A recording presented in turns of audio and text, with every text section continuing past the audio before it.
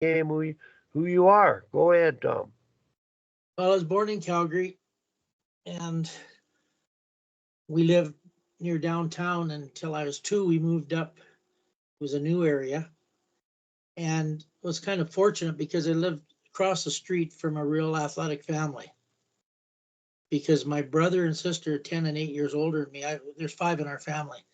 The My brother never played hockey and never, did where he grew up was kind of totally different than where I was. So we got into sports. And at that point, there was no little Timbits and all this hockey, little kid stuff. It was just you had to make the 12-year-old team in baseball and hockey. So I made the baseball when I was 9, and I played up to the top team in Alberta, the Alberta Major Baseball League with the Giants. So I played baseball till I was about 25, 26. And I made the hockey when I was 11.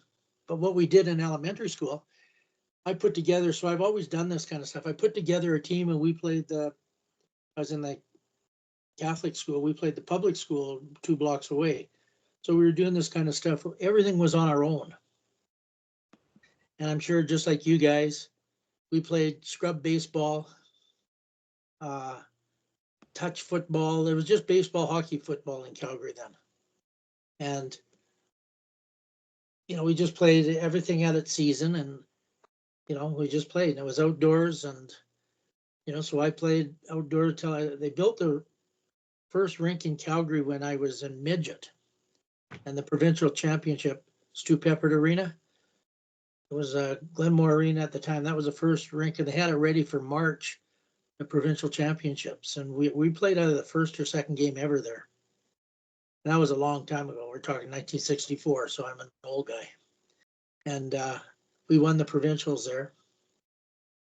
And yeah, everything was outdoors. I was really little. I was 5'2", 100 pounds in grade 10. And I grew 2 inches and put on 20 pounds every year after that. And I really destroyed my knee playing baseball in Lethbridge. I was covering first from second on a drag bunt.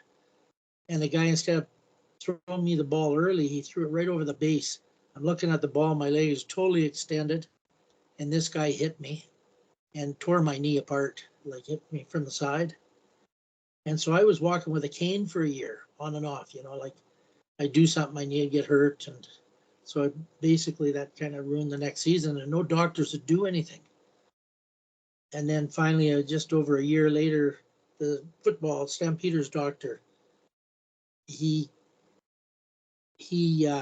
fixed my knee up. He took the cartilage was getting stuck in the joint and everything. So he took that out, but my knee is bent.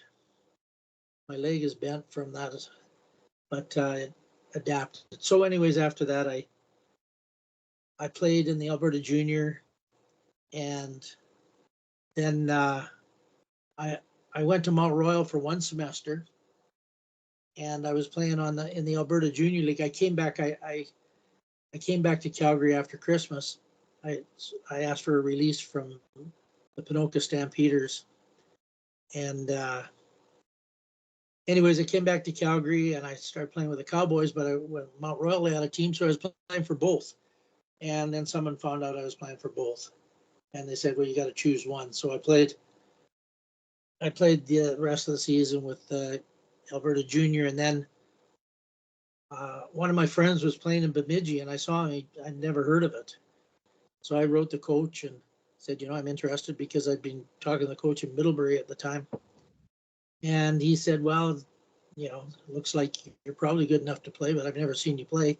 If you come here, I'll give you a fair chance." And I made the team. So my last year there, I started coaching a little bit. There was a little kids team, and I was living with about 4 football players. One of those guys and I ran this little kids team some mornings and that kind of stuff. So I played for a living the next year in Sioux City, Iowa, and I came back and I took the year of education. I had a degree from Bemidji, but you have to get your certification in Alberta.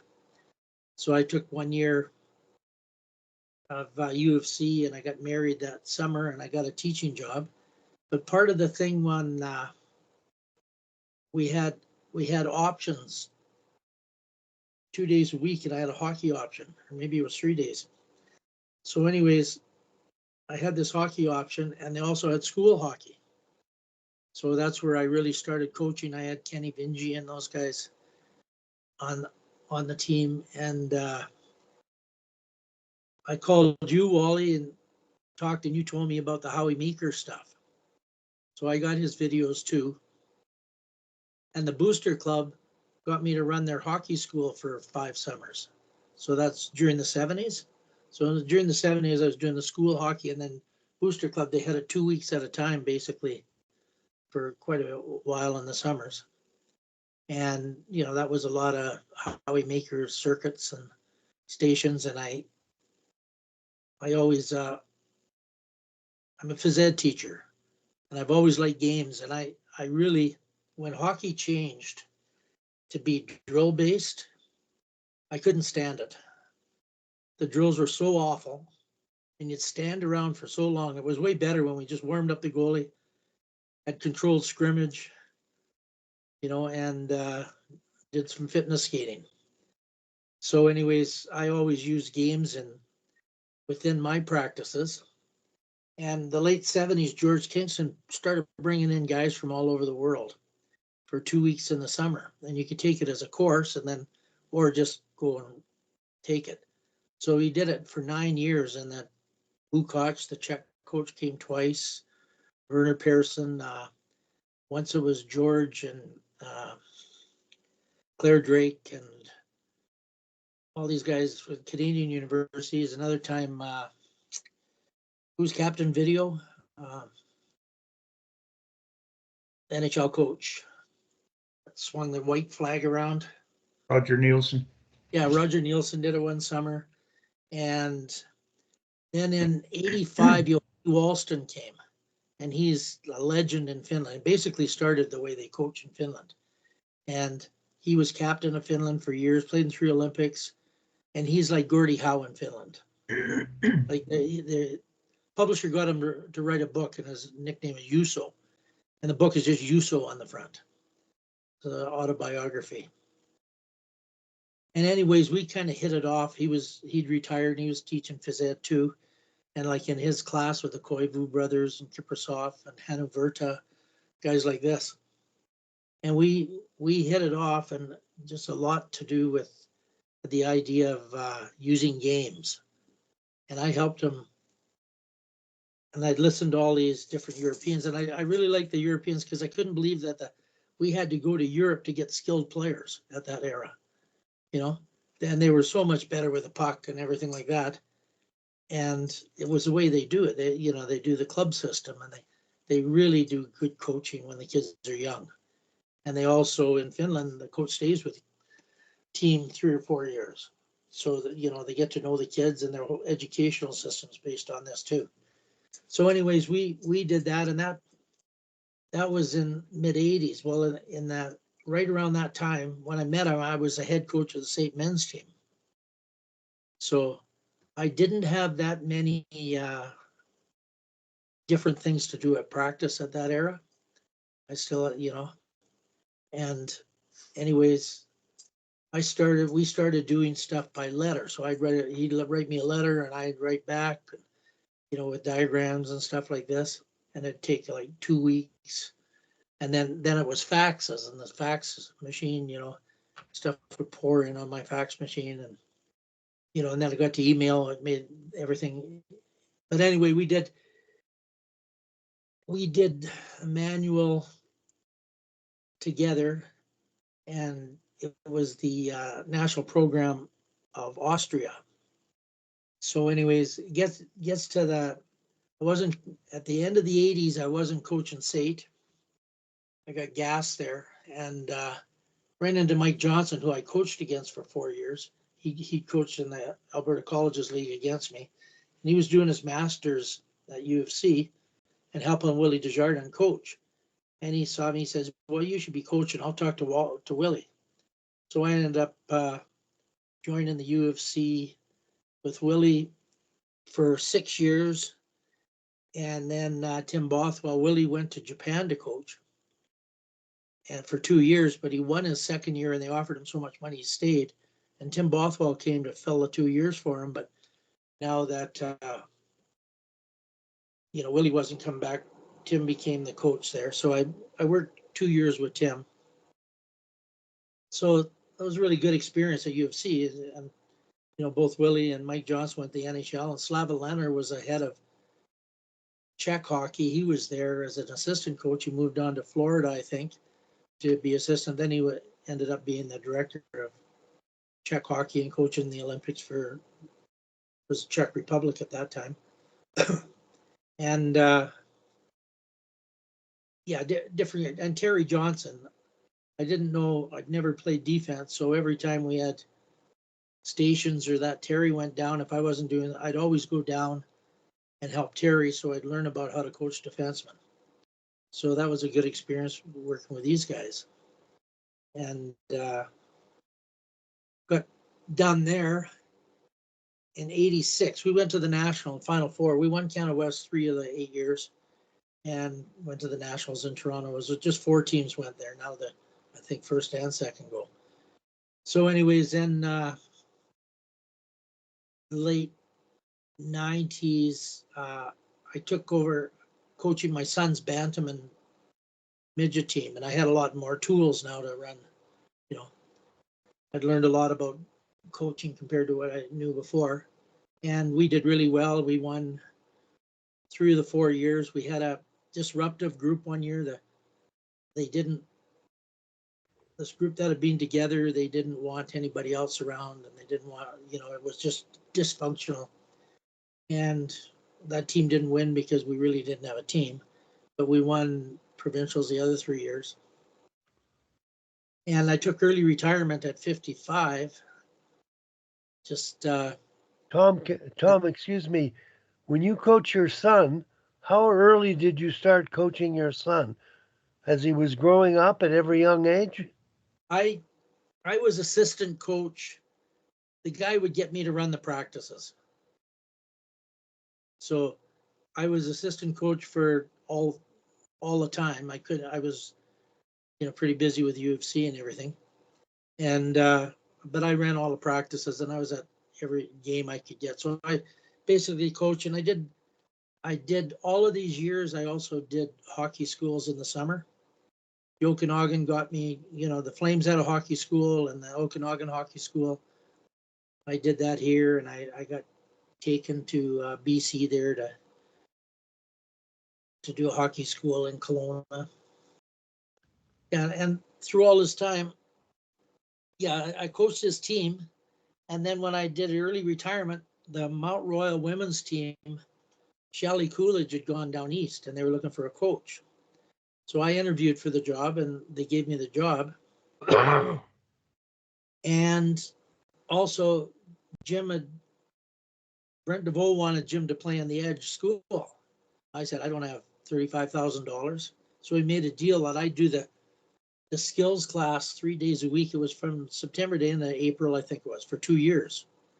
And that team had Joe Colburn and he's a big defenseman for Vancouver, Tyler Myers, and Brandon Kozum. They were all in that class that I had. And 2 of them were first rounds and 1 a 6th round. They all played in the NHL, and Myers won the Rookie of the Year. So it was a really skilled group.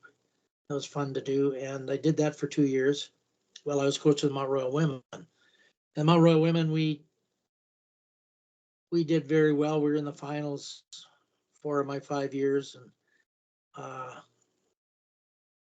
won it twice, and we were 71% over the 5 years.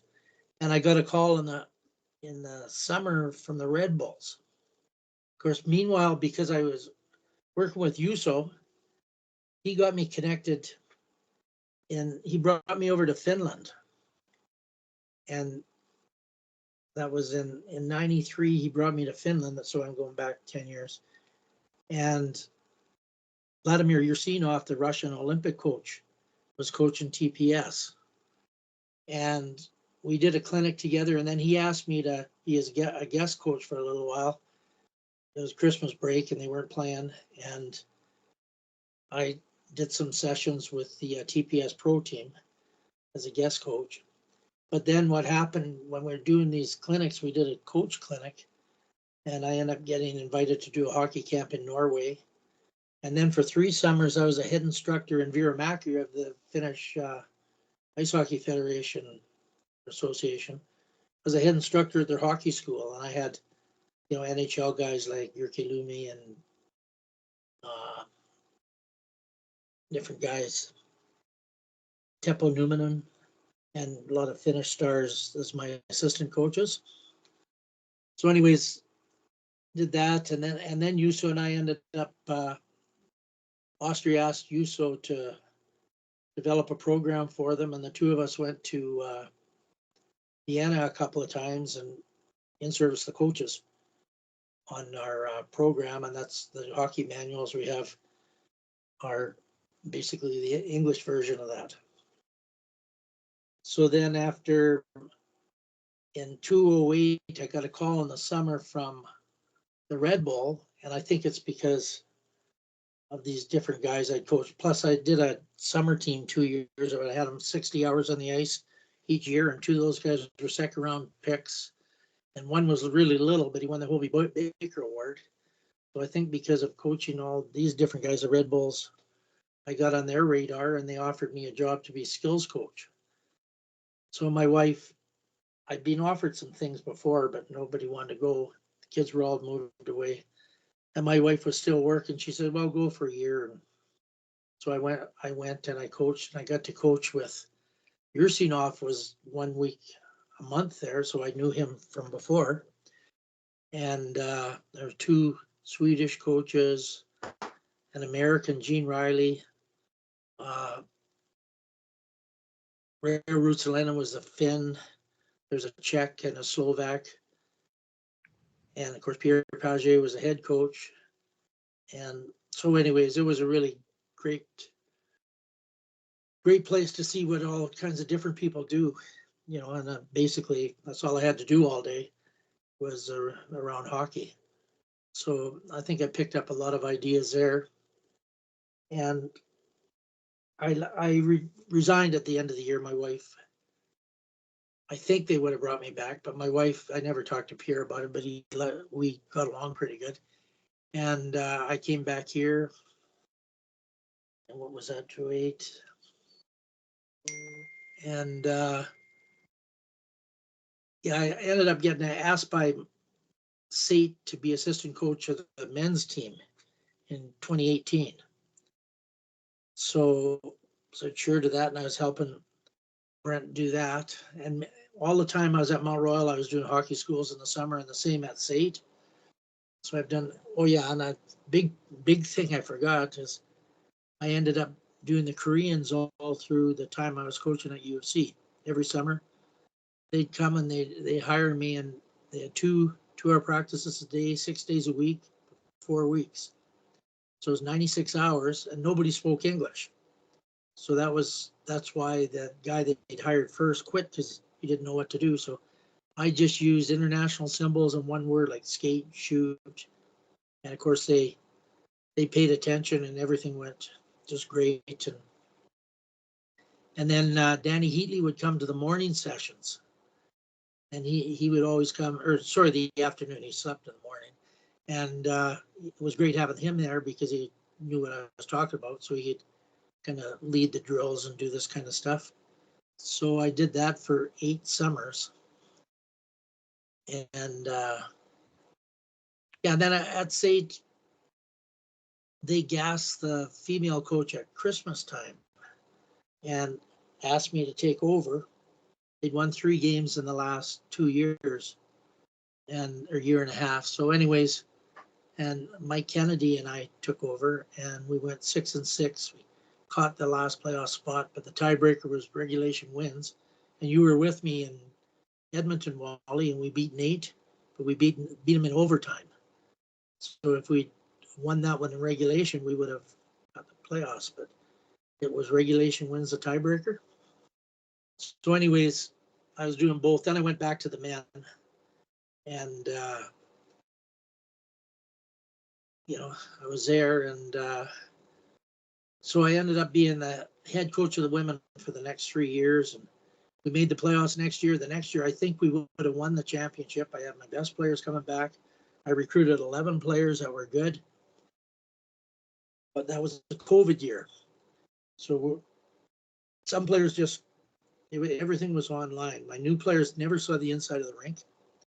We were practicing at Crowchild and doing outdoor stuff at Optimus Field. And then they shut us down at the end of October. So I come back the next year. Well, most of the players that were returning, because it's 2 and 3 year programs, I only had 5 players coming back, and half the recruits didn't come back because, just online, they never felt part of anything. So I basically had 15 rookies and 5 veterans, and my really good goalie decided to go play in Sweden instead. And the ringer goalie I brought in, I think I've told you that before, she came and had a baby at the end of September. So she was supposed to be my number 1 goalie.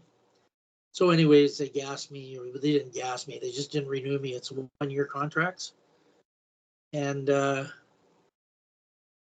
then, and before state, I was coaching for Girls Hockey Calgary Midget AAA girls, and then AA girls too. So I did 5 years with that, and we won a few championships. And in the last couple of years, last year, Jim and I coached. We coached, and he helped me at Mount Royal too.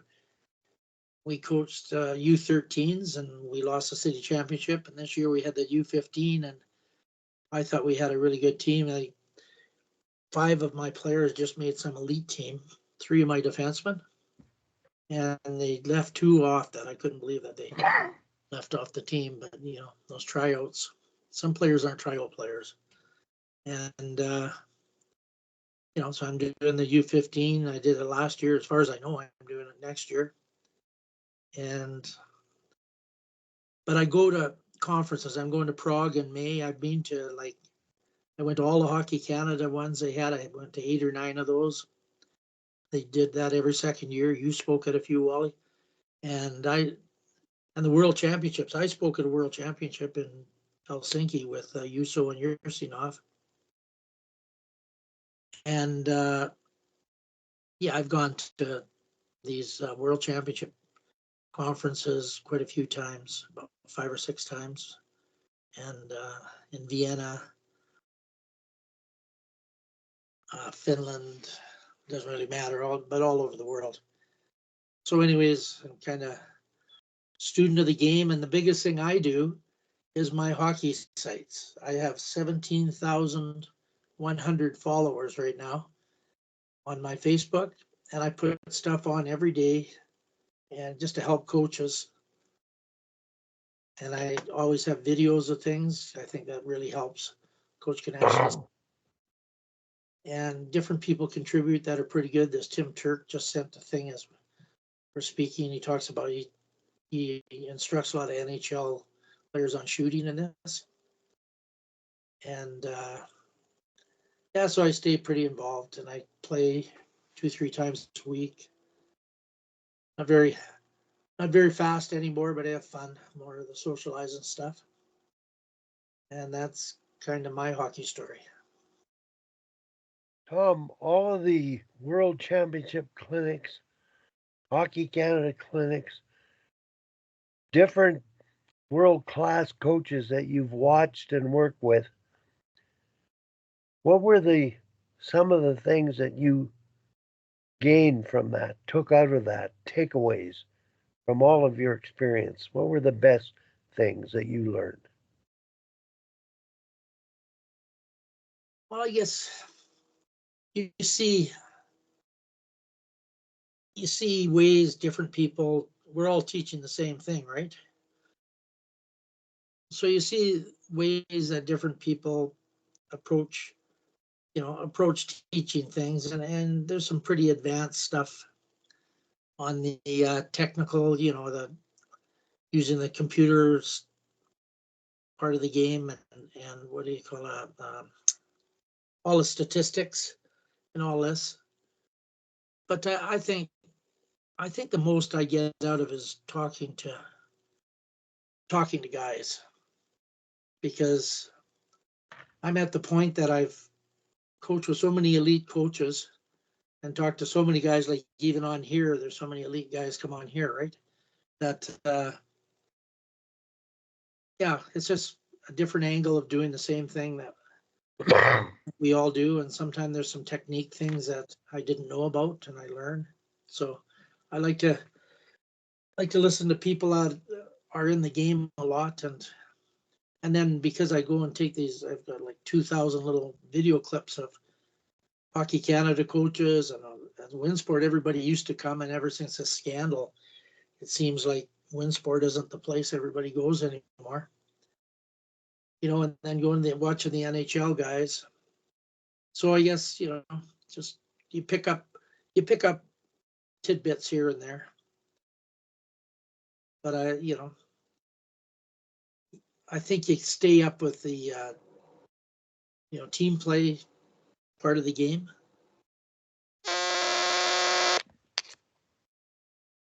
That answer your question?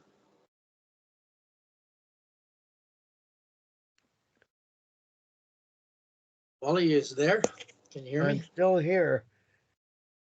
My speaker started to buzz. Yeah. Like everybody's got a different.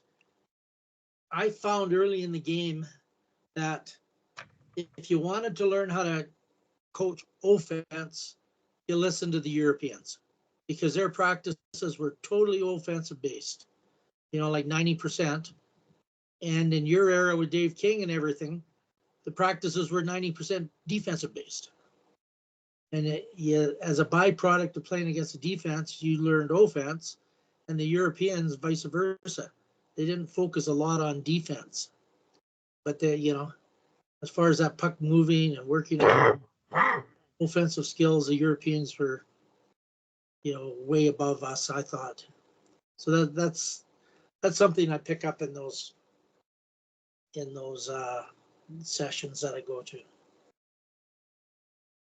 The best coaching I really want to thank you for providing all your personal information. I'm not sure. You've got this camp in July. Can you talk about that a bit? You're going to do it. And it's based on Gaston had us join him in a camp in Jasper. And when I heard about it, I thought, oh, that's might be too much. But what it is there's one power skating, edges kind of session a day, and 2 hockeys a day. Tom, before you start, can you talk a bit about Gaston? His background? I was doing the Koreans. When I was doing the Koreans, they were going to bring some figure skaters. And they asked me, do you know a figure skating coach? And I was talking to Yuso, and he said, like he coached in Davos, where the Spengler Cup is there. He coached in Davos, and Gaston was the skating coach in Davos. And he said, I think that Gaston has moved to Alberta. And he was up in northern Alberta. Can't remember the name of the place. Anyways,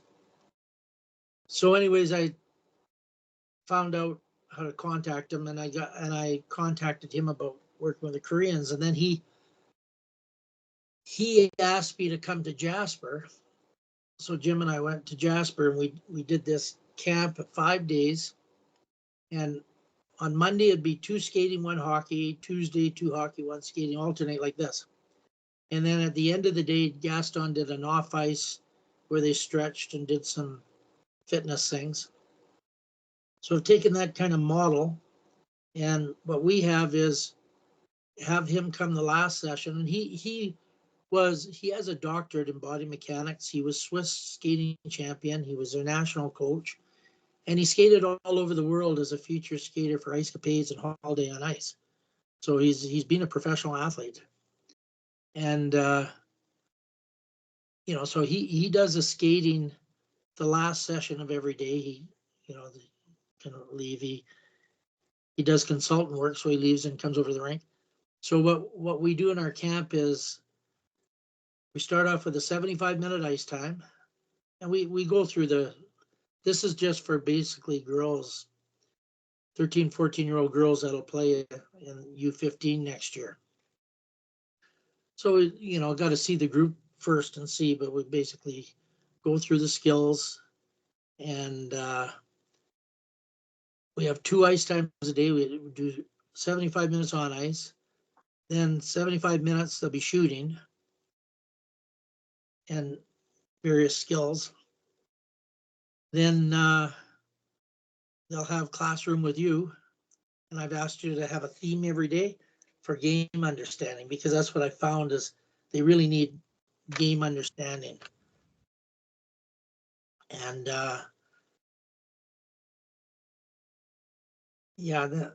so two hockey ice times, that classroom, and the last session of the day is Gaston, 75 minutes, and he goes balancing edges and turning and getting their stride efficient, so they're not beating up the ice. And so they basically get 2 months of practice in 1 week, because we get two a week. So basically 2 months of 16 practice. They get 15 ice times in 1 week. And I think with the model that they can be, if they come there and really apply themselves, they can come off there a lot better hockey players. I think there are a few of my players that are going on to U18 next year that I wish were there to improve their stride efficiency a little bit.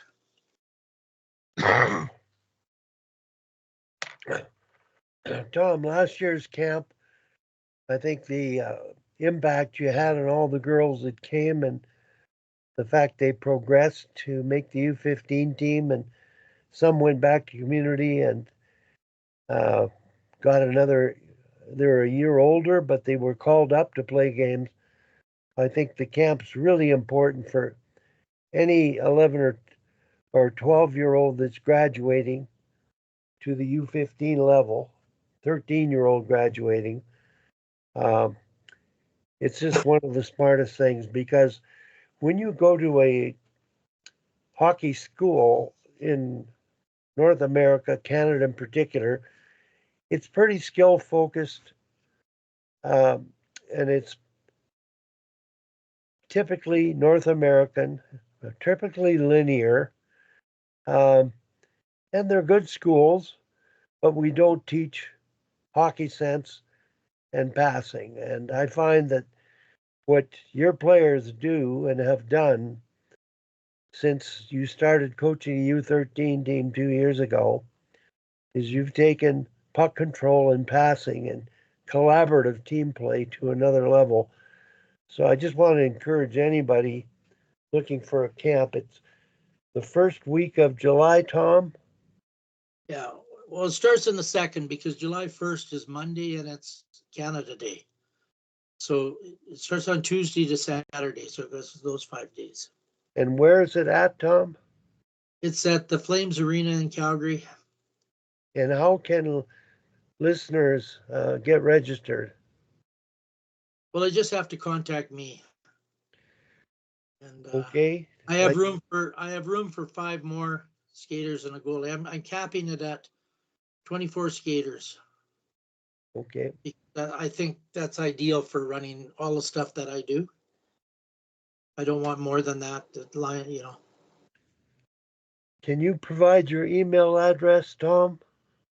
It's tommolloy@hotmail.com. TOMMOLLOY, the way they spell it in Ireland, at hotmail.com. Good. Thanks very much, Tom. I'm going to stop recording now.